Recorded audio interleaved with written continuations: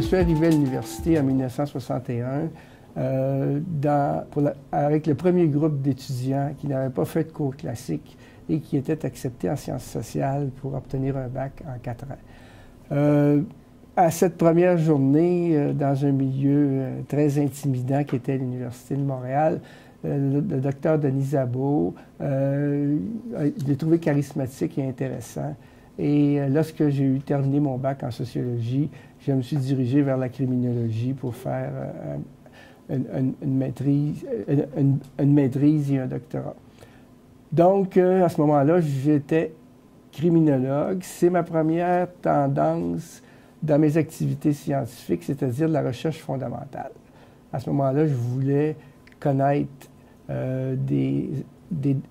accumuler des données sur le phénomène de la délinquance, ses causes, etc. Mais j'avais déjà une espèce de perspective différente de la plupart des criminologues à ce moment-là, c'est-à-dire que je voulais savoir comment ça changeait dans le temps, comment les individus changeaient dans le temps. Et donc ça l'a mené pendant, je dirais, la moitié de ma carrière, par période, par vague, à formuler ce qui est actuellement appelé la criminologie développementale. Je suis considéré comme le concepteur de cette branche de la criminologie pour laquelle j'ai reçu des prix par la Société américaine de criminologie et des organismes en Europe. Donc, dans cette criminologie développementale, ce que j'ai fait, essentiellement, c'est recueillir des données sur une première génération des années 1970, des données comportementales, des données psychologiques et des données sociales sur un échantillon d'adolescents de la société et un échantillon de délinquants. Ces personnes-là ont été interviewées progressivement à travers le temps jusqu'à 50 ans, il y a 2 ans de ça.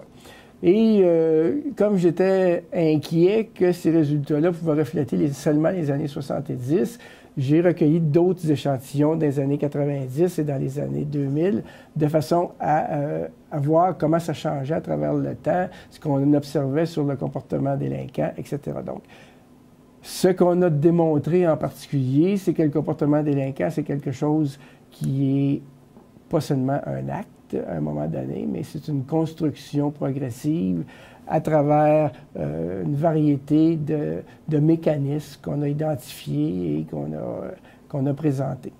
Ça a constitué la moitié de ma carrière, pas criminelle, la moitié de ma carrière. La deuxième partie est venue dans les années 1970. J'étais à ce moment-là considéré comme un méthodologue statisticien à l'école de criminologie. C'était assez facile parce qu'il n'y avait pas grand monde qui s'intéressait à ça. Et Boscoville s'est présenté à la commission Castonguay-Neveu pour dire qu'il avait développé un traitement extraordinaire pour les délinquants. Et M. Castonguay, à ce moment-là, demandait à Boscoville pourquoi vous ne faites pas faire une évaluation indépendante. Et Gilles Gendreau est venu à l'école de criminologie, puis il a demandé à un groupe de professeurs s'ils voulaient bien s'intéresser à cet objet de recherche, évaluer Boscoville. Et par toutes sortes de hasards et de circonstances, je suis devenu la personne responsable de ce projet de recherche-là. Et j'y ai appliqué un peu le même esprit que dans la recherche fondamentale, donc il faut regarder ça d'une façon développementale, à travers le temps, d'une manière longitudinale. Et on a commencé, la première chose que j'ai fait, j'ai dû faire de l'auto-formation comme psychoéducateur, comprendre un peu des concepts, etc., les choses que Boscoville privilégiait dans son travail. Et j'ai construit des instruments pour mesurer les jeunes à l'arrivée, pendant le séjour, à leur départ, plusieurs années plus tard, et même 25 ans plus tard, on a rencontré des anciens de Boscoville. Ça, c'était la deuxième partie de mes activités de recherche. Donc, dans la recherche appliquée, au Québec, il y a eu une première... Il y a 3 sortes de recherches appliquées. Donc, il y a les portraits. Dans les années 1945, à la fin des années 60, le summum a été le comité Bradshaw qui a présenté 73 portraits d'internats puis de milieux de résidentiels. Donc, c'était une période où il y a eu beaucoup de portraits dans les universités McGill, Montréal, Laval, etc., par des étudiants de maîtrise, etc., où on décrivait un milieu d'hébergement. Ça, c'était les premiers types de recherche appliquée. Le deuxième type de recherche appliquée, c'est ce que Boscoville a pratiqué sans le savoir. Il est comme Jourdain qui fait de la prose puis de la poésie sans le savoir. Donc, il a fait ce qu'on appelle maintenant de la recherche et développement. C'est-à-dire qu'il a fait de la recherche et développement. Je vais utiliser le mot programme le plus souvent aujourd'hui, mais il a fait des recherches et développement sur le milieu psychoéducatif qui permet la réadaptation, sur les programmes de réadaptation et sur des activités particulières. On y reviendra peut-être, le boulot, etc., la poterie, etc., etc. Il faisait de la recherche et développement dans le sens suivant, c'est-à-dire que quelqu'un à Boscoville, soit la direction, soit un éducateur, avait une idée qu'on devait faire telle chose pour améliorer notre intervention de réadaptation. Ça fait que cette idée-là était discutée avec le personnel, etc. Puis là, on la travaillait dans des journées d'études. Puis là, quand on pensait qu'elle était bonne, puis qu'elle pouvait être mise en pratique, on l'essayait, puis on la corrigeait pendant un certain temps. Puis là, tout à coup, on avait une façon de faire le boulot. Par exemple, à la fin, quand on a commencé à évaluer le Boscoville, le boulot, c'était la scolarisation. C'était le matin, avec un éducateur spécialisé qui faisait ça. C'était par des fiches individualisées, par des fiches individuelles, puis il y avait toute une série de conditions, puis de pratiques qui devaient être, qui étaient ça. On créait le programme de réadaptation. Ça s'est produit à Boscoville, disons, grosso modo, de 1955 à 1975, deuxième partie des années 70. Et en même temps, il y avait d'autres gens qui faisaient un peu de recherche et développement, moins systématique, moins approfondi que Boscoville, c'était au Mont-Saint-Antoine, où on améliorait le modèle socio-professionnel essentiellement, qu'il fallait enseigner un métier à des délinquants, qu'il fallait leur faire différents types d'activités. Donc, on faisait un peu le même processus que Boscoville, mais d'une façon un peu moins systématique, par un personnel qui n'était pas formé à l'université comme à Boscoville. Donc, ça, c'était le deuxième type de recherche et développement qui se sont produits, qui étaient là déjà dans les années 70, quand on a commencé la recherche évaluative. Donc, cette recherche et développement, il n'y en a pas beaucoup d'une façon systématique. À Boscoville, pour Mont-Saint-Antoine, c'était un peu impressionniste. On n'avait pas des mesures, on n'avait pas des instruments pour évaluer des choses. On faisait ça à l'observation, puis interprété par les différents gens, etc. Il y a eu une deuxième phase de recherche des développements, c'était des années 90 et 2000 principalement. C'était, à ce moment-là, c'était le modèle différentiel, donc peut-être certains d'entre vous avaient entendu parler, où on a essayé de développer, j'y reviendrai sur le contenu, de développer deux types d'interventions, une intervention psychoéducative avec deux ajouts, cognitif-comportemental et cognitif-développemental. Et ensuite, après ça, Boscoville 2000 a repris ça dans plusieurs centres jeunesse et on a développé l'implantation d'une programmation systématique avec une instrumentation précise sur le climat d'équipe, sur toutes sortes de choses appropriées à ce moment-là. Donc ça, c'était la recherche et développement. Moi, ce que je constate actuellement, c'est qu'il n'y a pas de recherche et développement systématique avec des instruments scientifiques. Il y a des gens dans tel centre jeunesse, dans tel programme, dans la communauté, etc., qui ont une bonne idée, qui essayent l'idée, qui la raffinent, mais il n'y a jamais une systématisation, comme on a vu à Boscoville classique, et au Mont-Saint-Antoine, c'est « à va comme je te pousse », si je peux parler ainsi. Le troisième type de recherche appliquée qui m'a intéressé, c'est la recherche évaluative. Donc, maintenant, on distingue très bien la recherche évaluative sur la qualité de l'implantation d'un milieu, d'un programme, d'une activité, etc., et l'évaluation des résultats. Donc, quand on a commencé l'échelle de la recherche évaluative à Boscoville, en 1975 essentiellement, on a commencé à vouloir évaluer ces deux aspects-là. Est-ce que les éducateurs faisaient ce qu'ils disaient qu'ils devaient faire? Par exemple, à Boscoville, il y avait un système de cotation. Est-ce que les éducateurs appliquaient le système de codification de la même manière? Est-ce qu'ils l'appliquaient aussi systématiquement qu'ils disaient qu'ils devaient l'appliquer, etc., etc. Donc, ça, c'est de la recherche évaluative sur l'implantation. Le climat d'équipe était décrit par Jean Drault, par d'autres personnes de Boscoville comme ayant certaines caractéristiques. Il y avait un instrument qui, sur le climat d'équipe, on posait des questions aux éducateurs, puis on créait des échelles. Ça nous permettait d'apprécier le climat d'équipe. Donc, c'était l'implantation plus systématique. On a fait la même chose dans la dernière opération de recherche et implantation avec le cognitif comportemental dans Boscoville 2000. En même temps, Nadine Langto et son équipe faisaient la même chose avec les filles. Nous, on travaillait avec des filles et des garçons. Donc, c'était une démarche, on pourrait dire, scientifique. Il y avait une instrumentation, il y avait des éléments de démarche, etc., etc. Parallèle à ça, la question que Castonguay a posée, c'est qu'est-ce que ça donne Boscoville? Que Boscoville devait aller démontrer que c'était bon. Donc, ce qu'on a pensé quand j'ai été responsable de cette recherche-là à Boscoville, et on a dû la faire à Boys Farm parce que les anglophones se sont plaints que le ministère n'investissait pas d'argent dans la recherche évaluative chez les anglophones. Donc, on a fait à Boscoville et à Boys Farm. Donc là, on a changé le registre. On a changé le registre dans le sens qu'on ne s'est pas seulement intéressé, comme le faisaient la plupart des études en criminologie, à la récidive. On s'est intéressé à différents types de comportements, consommation de drogue, etc., etc. Deuxièmement, on s'est intéressé à la personnalité. Est-ce que Boscoville changeait le modèle psychoéducatif? Est-ce qu'il changeait la personnalité des gens? On s'est intéressé à l'adaptation sociale. Il retournait-tu à l'école? Il travaillait-tu? Est-ce qu'il y avait des blondes? Etc., etc. Donc, on a changé la façon dont la criminologie voyait les résultats qui étaient à ce moment-là récidives en regardant la capacité de modifier les personnes dans leur personnalité, dans leurs relations sociales et dans toutes sortes de comportements prosociaux et antisociaux. Donc ça, c'était le deuxième type de recherche évaluative, implantation et résultats. Donc on a répété ce modèle-là dans les années 2000 avec Boscoville 2000, puis dans l'équipe de Nadine Langto pour les adolescentes au Centre jeunesse de Montréal. Donc, en dehors de...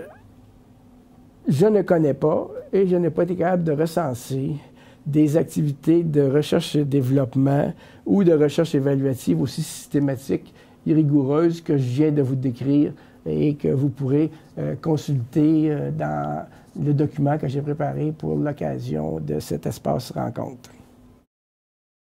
La première chose, c'est que je pense que quand on réfléchit à qu'est-ce qu'on doit faire avec la réadaptation, principalement la réadaptation en hébergement, à laquelle je pense en premier, les activités de réadaptation en hébergement, bon, c'est d'avoir une idée correcte de nos possibilités en sciences humaines. Et Lipsey et Wilson ont fait une analyse des résultats dans les milieux de l'éducation, de la santé, de la criminologie, etc. Puis ils démontrent que, somme toute, pour des cas sérieux, on réussit aussi bien que la santé, on réussit bien que l'éducation, on réussit aussi bien qu'en psychologie pour les phobies, puis l'anxiété, etc., avec les délinquants. Donc, on a des résultats, mais on n'a pas des résultats qui étaient idéalistes que Boscoville avait il y a 50 ans. C'est-à-dire qu'il pensait pouvoir rééduquer tous les délinquants. On sait que les meilleurs résultats à l'heure actuelle, c'est de diminuer la récidive de 30 à 40 % avec les bons programmes d'intervention. La deuxième chose qu'il faut, quand on pense à la réussite de la réadaptation, qu'il faut garder à l'esprit, qui m'apparaît particulièrement important, c'est que pour obtenir ces résultats, il faut appliquer les bonnes méthodes.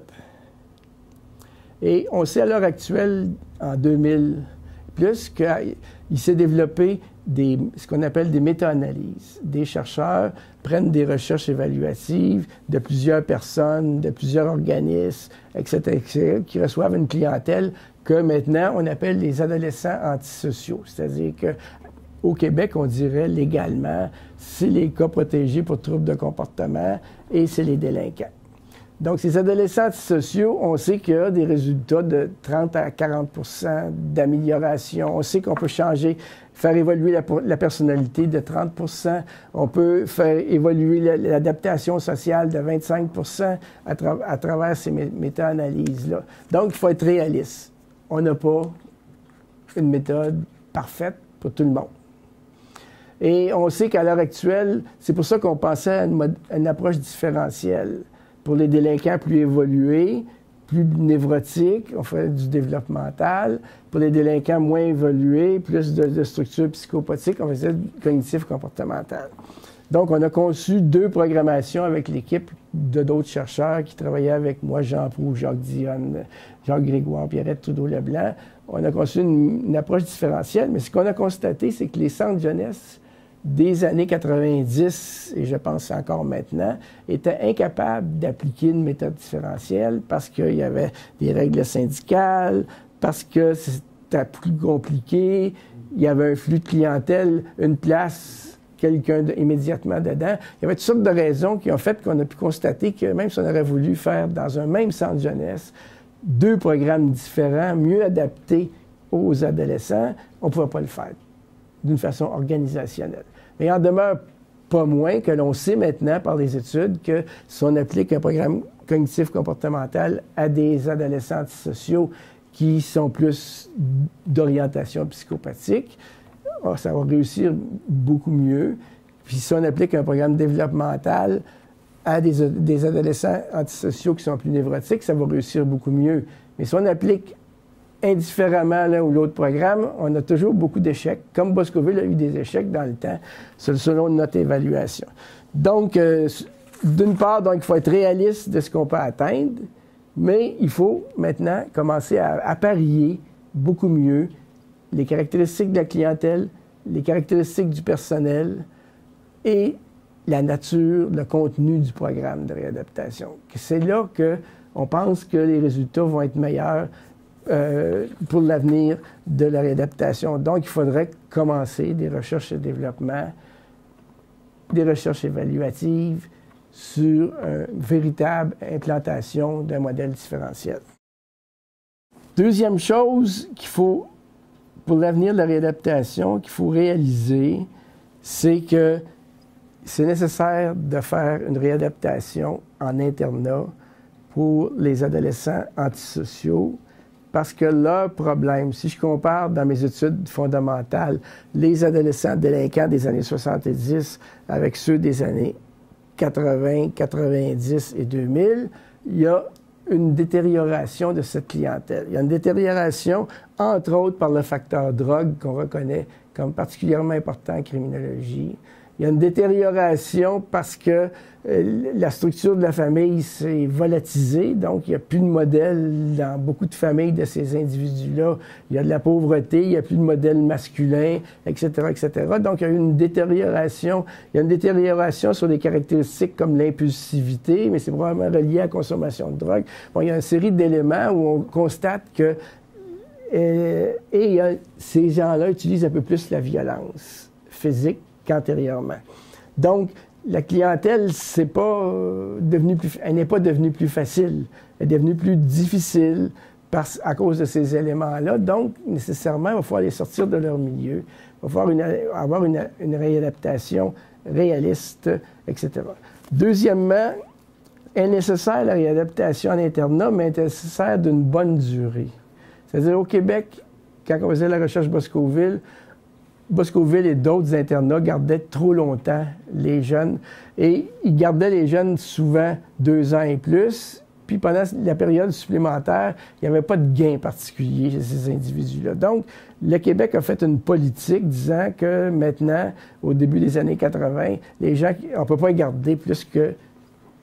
Il faut les garder moins d'1 an en internat. Ça semblait assez raisonnable, mais maintenant...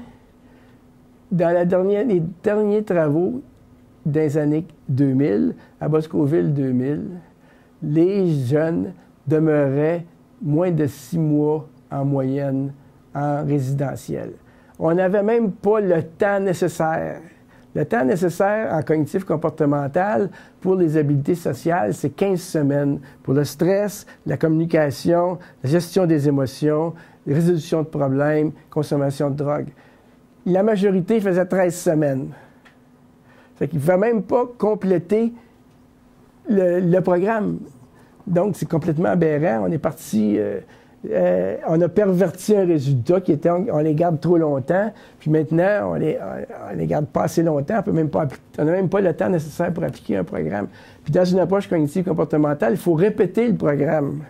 Donc, il faudrait qu'il demeure en internat minimum 35 à 40 semaines pour pouvoir qu'il y ait un apprentissage des habiletés sociales, par exemple. Je prends seulement cet élément-là, et que cet apprentissage soit répété une deuxième fois pour qu'il soit plus intégré et consolidé. C'est le principe de base d'apprentissage en cognitif comportemental, mais c'est aussi le principe de base d'apprentissage en éducation.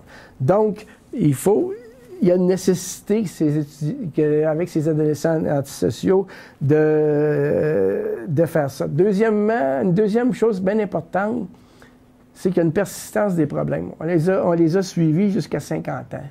Mais à 50 ans, ils volent peut-être plus ils font peut-être plus des vols par effraction, mais ils conduisent des prostituées, ils font du travail pour le crime organisé, transporter de la drogue, de l'argent, etc., etc. Ils sont encore dans des problèmes de délinquance, mais c'est plus des problèmes de délinquance de voler les gens ou de les agresser. Mais c'est des problèmes de délinquance quand même. Donc, ces gens-là, qui étaient les cas les plus difficiles des années 70, sont encore dans cette problématique-là. Ils ont de la misère à s'intégrer au travail, ils ont plus de suicides, ils ont plus de problèmes de santé. Donc, c'est un problème persistant, ce on trouve à l'entrée dans les centres jeunesse.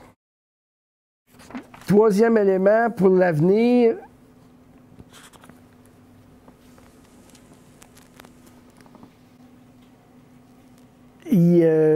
c'est assez clair à l'heure actuelle que, en dehors de l'aspect différentiel, la famille de programmes sur lequel on peut miser, c'est l'approche cognitive comportementale. Donc, il faut travailler en fonction de cette approche-là. Deuxièmement, une condition nécessaire, c'est le personnel. Le personnel, dans le modèle psychoéducatif classique, était pris en compte. On le formait, il était à côté, il allait faire des stages. Après ça, quand il venait en emploi, on le supervisait systématiquement. Troisièmement, on lui demandait de participer à une thérapie de son choix, individuelle ou de groupe, etc. Donc, on avait des conditions qui facilitaient le développement et la maturation du personnel. Maintenant, dans les années 2000, quand on parlait au chef, il n'y avait pas le temps de superviser le personnel sur ses pratiques. Il gérait le personnel, ce qui est très différent, s'assurer qu'il y a un horaire qui est présent, etc., etc., mais il ne s'occupait pas de lui dans son travail d'une façon systématique et régulière, et il manquait donc, pour que la nécessité pour la réadaptation, c'est qu'il faut prendre soin, pas juste des adolescents antisociaux, il faut prendre soin du personnel. Moi, ce que je comprends à l'heure actuelle pour avoir été assez impliqué dans les années 2000 avec la réadaptation en internat, etc., c'est que c'est comme si les organisations supposaient que parce qu'ils avaient été à l'université, qu'ils avaient suivi des cours, qu'ils avaient pris des stages, qu'ils avaient la maturité suffisante pour faire un travail de très grande qualité. Donc, quand on faisait l'entrevue, on le prend, il ne semble pas avoir trop de problèmes, on le prend, puis il va être capable de faire le travail. Puis après, on suppose qu'il va le faire tout seul, qu'il n'a pas besoin de mettre de moyens. C'est sûr que les gens reconnaissent qu'ils ont besoin de mettre des moyens, mais ils ne le font pas, les organisations. Ils ne laissent pas l'espace, par exemple, pour les chefs, pour faire une supervision clinique le personnel, une supervision pratique, proprement dit, pas juste une supervision de gestion avec ça. Donc ça, c'est un élément, condition essentielle pour que la réadaptation soit ça.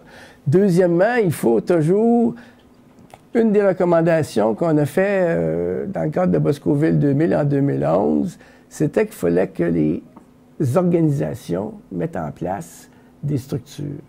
Des structures, par exemple, qui vérifient comment est implanté le programme, telle activité, etc. Par exemple, est-ce que l'activité d'habilité de communication est faite selon le programme ou c'est rendu du n'importe quoi?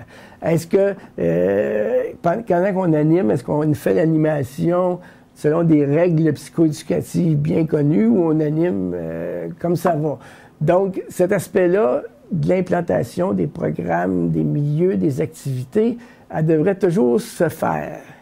Et en même temps, il devrait y avoir des gens qui pensent à comment faire des changements pour adapter. Par exemple, moi, je n'ai pas entendu parler que l'Association des centres jeunesse, en 2004, 5, 6, il y avait un comité qui réfléchissait sur qu'est-ce qu'on va faire avec le numérique, Facebook, les jeux électroniques, etc., dans les centres jeunesse. Dans un modèle comme on avait à Boscoville-Antérieure, quand ça a été décidé qu'il fallait avoir des chambres individuelles, on n'a pas dit demain, les ouvriers rentrent, on fait toutes des chambres individuelles. On a réfléchi, qu'est-ce que ça supposait, des chambres individuelles, quels problèmes ça posait, quels avantages ça avait. On a réfléchi, on a fait des tests, etc.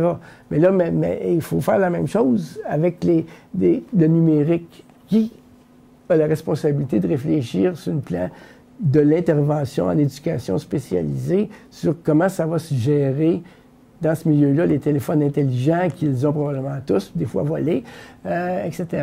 Donc, moi, je n'ai pas entendu parler qu'il existait quelque chose. Peut-être que je suis déconnecté, mais je n'ai pas vu non plus aucune information à ce sujet-là. Mais il faut que ça se pense, il faut que ça s'essaye en recherche, avec des procédures de recherche et développement, que ça s'implante, qu'on évalue l'implantation, puis qu'après ça, qu'on forme et diffuse des autres éducateurs à appliquer selon ce qu'on a vu qui était pertinent. Mais ça ne se fait plus, ça. Ça se fait pas. C'est ça. Moi, pour faire le texte que je dépose, j'ai cherché dans des départements de psychoéducation au Québec. Il y en a 1, 2, 3, 4, 5, 6, je pense. Criminologie, dans l'institut universitaire, etc. J'ai cherché des recherches sur des pratiques. Je n'ai pas trouvé. Donc, par exemple, dans un internat de réadaptation, on devrait avoir un système d'évaluation-reconnaissance on sait que ça fonctionne bien, les jeunes aiment, les adolescents antisociaux aiment ça, etc., d'après ce qu'ils nous ont dit, ils savent où ils s'en vont, qu'est-ce qu'ils vont en faire, etc. Mais j'ai pas trouvé rien sur ce sujet-là. J'ai trouvé des choses qui sont plus des fois sur la clientèle ou sur des phénomènes, mais pas sur des pratiques. C'est-à-dire que moi, j'ai fait ce texte-là avec plaisir parce que c'est comme mon testament scientifique et de recherche appliquée après 40 ans d'activité dans ce domaine-là. Et j'ai essayé d'identifier des éléments qui me paraissent importants, utiles, puis rappeler aussi certaines choses qu'on faisait très bien et qu'on a oublié de faire maintenant. Puis on sent à travers tes propos non seulement la rigueur du chercheur, mais on sent aussi la passion. Je sais pas si... Merci beaucoup, Marc. Merci.